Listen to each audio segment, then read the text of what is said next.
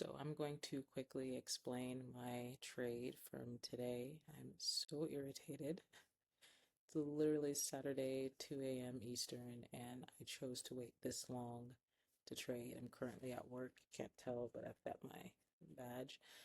And I took this trade, okay? But I got stopped out early. So this is what happened. You can barely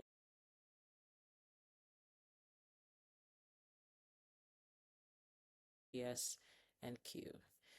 And my bias was bearish right from the jump. Let's just not even waste time with it. In fact, I'm just gonna scoot back into, don't mind the EMA lines that I have.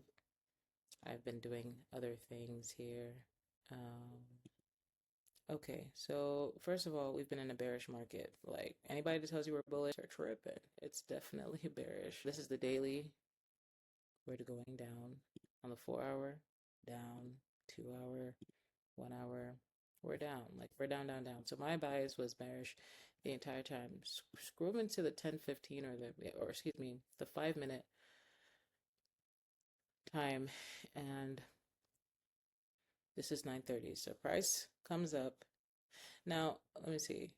Let me mark out over here. So this is Asia, New York. So, I mean, Asia, London. So London session, actually, you could have expected some sort of bullish response at some point, which is what we kind of got over here because price went down in London and made a new low.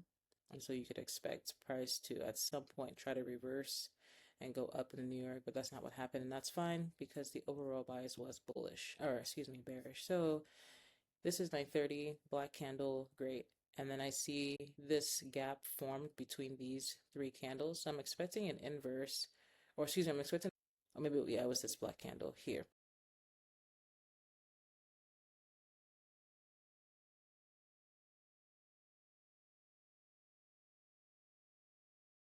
That's actually not late. That's fine.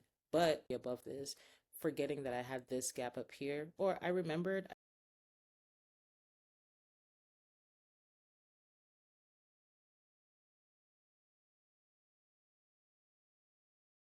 I just didn't want to adhere to this because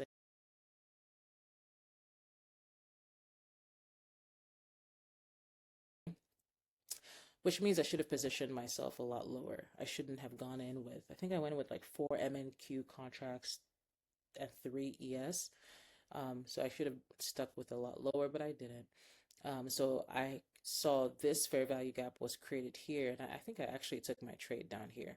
So basically, I was focused on this fair value gap and not so much that this kind of teeter-totter here. And once price came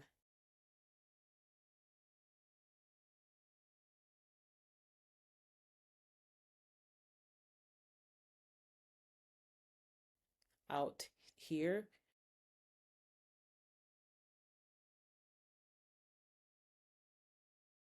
like just here above this swing high and let it go. But when I hit up here and I saw what my negative was, I was like, nah, I can't. I'm irritated. And plus, I just worked a 12-hour shift and it was already 11. And I was like, I'm ready to go to sleep. So I go to sleep, and what happens? The trade continues in my favor. My take profit was marked down here. It's not an unrealistic take profit. My realistic take profit would have been somewhere up here, like almost like a one.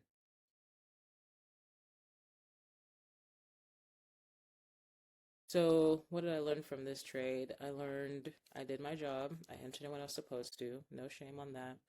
I forgot to pay attention to the original fair value gap, which was right here. Had I used this fair value gap, I wouldn't have been bothered. I honestly would have woken up. I woke up like at 3:30. I would have woken up here to see I was still in profit, which would have been awesome. That's one. So really, I should have just honored my fair value gap. I should have positioned a lot lower. That way, I would have been able to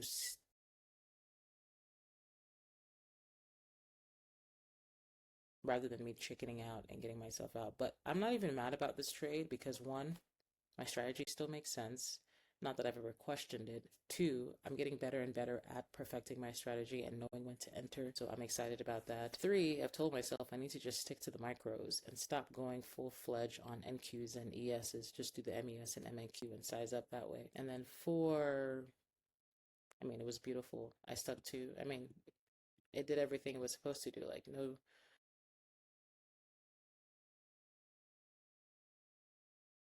so short. So this is my trade recap. I really didn't even want to record this at first because I was so irritated, but in just doing it, I've realized like it was actually not bad, and someone else could see this and learn from it too.